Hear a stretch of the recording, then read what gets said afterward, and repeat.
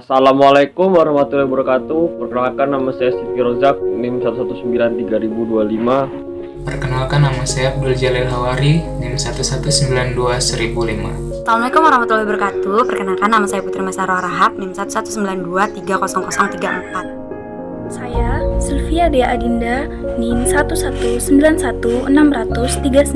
Assalamualaikum warahmatullahi wabarakatuh. Perkenalkan, nama saya Rahman Erpan Nurhuda, NIM 1197008. Perkenalkan, saya Iqbal Andrias, NIM 119210073.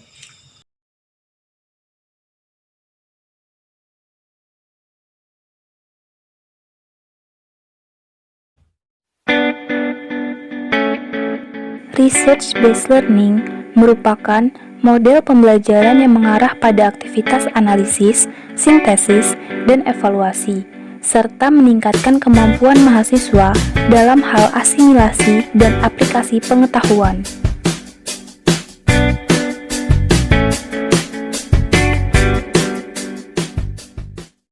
Research-based learning. Pengaruh fenomena badai matahari terhadap geomagnet di Indonesia. Mata kuliah Fisika Dasar 2, Institut Teknologi Sumatera, TPB 14.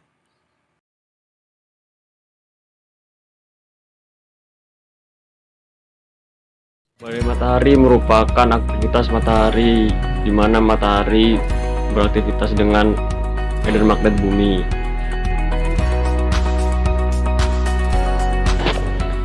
Karena aktivitasnya kadang naik kadang turun, maka matahari selalu berfluktuasi sepanjang waktu. Aktivitas itu ditandai dengan adanya flek hitam di permukaan matahari. Flek-flek hitam itu merupakan titik aktivitas dari matahari tersebut.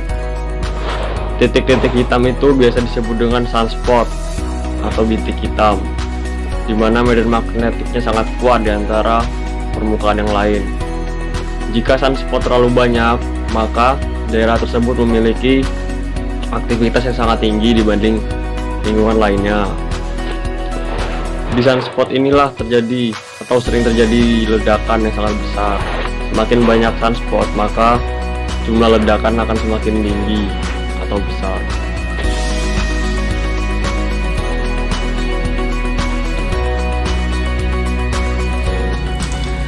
Fluktuasi jumlah sunspot di matahari mengikuti suatu pola tertentu yang disebut sebagai siklus matahari. Siklus matahari menandakan bahwa adanya variasi yang mengikuti periode sekitar 11 tahun. Artinya, setiap sekitar 11 tahun, matahari akan mencapai titik puncak aktivitasnya. Siklus matahari menunjukkan bahwa aktivitas matahari akan naik dan turun secara teratur dalam jangka waktu 11 tahun. Meskipun demikian, siklus matahari tidak selalu memiliki periode 11 tahun, tetapi dapat mencapai 13 tahun, atau bahkan hanya 9 tahun saja. Pada saat matahari mencapai puncak siklusnya, matahari memiliki banyak sekali daerah aktif. Daerah-daerah aktif ini menyimpan energi yang sangat besar untuk siap dilepaskan ke seluruh penjuru tata surya. Energi ini dapat dilepaskan dalam bentuk flare dan dapat pula dalam bentuk berupa lontaran massa korona.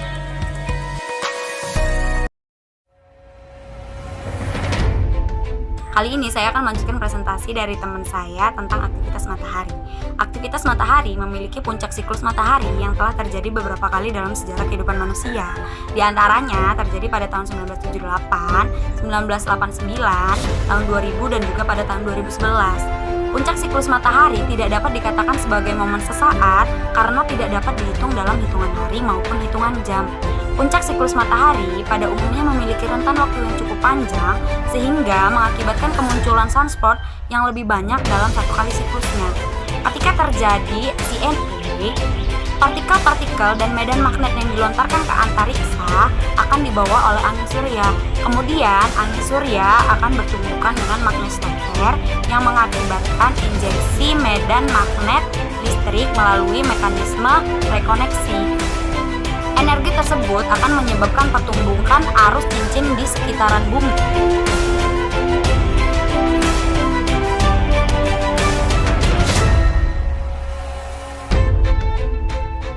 Sebagaimana bintang pada umumnya, matahari bersifat dinamis, aktif, dan senantiasa berubah.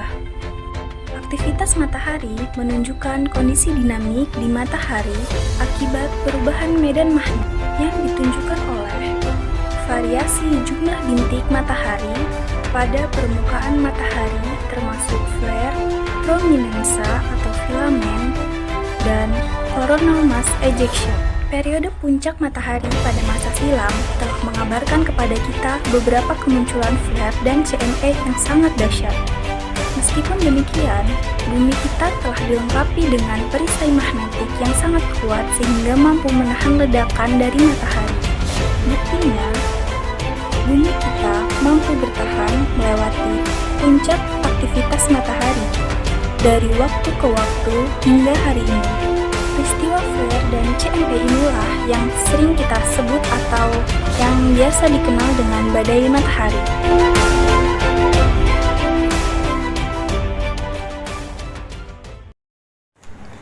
Saat ini kita tengah memasuki siklus matahari ke-24 dalam catatan ilmu pengetahuan fisika matahari modern. Puncak dari aktivitas matahari dalam siklus ini diperkirakan terjadi pada tahun 2013. Pada periode itu, ada kemungkinan terjadi banyak ledakan di matahari berupa flare dan CME. Sebagian CME dan flare kemungkinan akan berdampak pada teknologi antariksa yang semakin berkembang pada era sekarang ini. Ketergantungan umat manusia pada teknologi antariksa yang semakin meningkat akan menyebabkan semakin banyaknya, semakin besarnya pengaruh puncak aktivitas matahari terhadap kehidupan manusia. Nah, meskipun demikian, besar aktivitas matahari ini nggak akan berpengaruh secara langsung kepada tubuh manusia. Hal ini sebagaimana yang telah kita pahami berdasarkan apa yang telah terjadi di masa puncak aktivitas matahari sebelumnya. Radiasi dari badai matahari dapat mengganggu operasional satelit dan membahayakan astronot yang sedang berada di luar angkasa. Lontaran partikel energetik yang juga membawa medan magnet matahari dapat juga mengganggu medan magnet bumi dan ionosfer.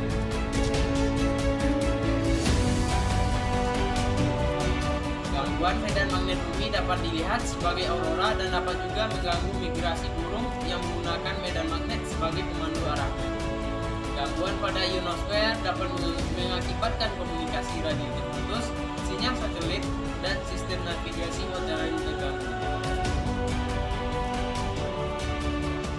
Namun, badai matahari hanya akan mengganggu teknologi, sehingga tidak akan berdampak langsung terhadap kehidupan manusia. Jika tidak diantisipasi, badai matahari yang akan mengganggu teknologi, sehingga tidak akan berdampak langsung terhadap kehidupan manusia. Kekhawatiran manusia mengenai badai matahari karena makin meningkatnya ketergantungan manusia akan teknologi yang rentan terhadap gangguan badai matahari, yaitu teknologi satelit. Untuk mengantisipasi dampak badai matahari, operator satelit harus mengikuti terus perkiraan badai matahari dan mengambil langkah-langkah pengamatannya. Salah satu cara yang dapat ditempuh adalah dengan mematikan sistem satelit pada saat terjadi badai matahari untuk meminimalkan kemungkinan kerusakan instrumen yang peka terhadap badai matahari. Sekian, terima kasih.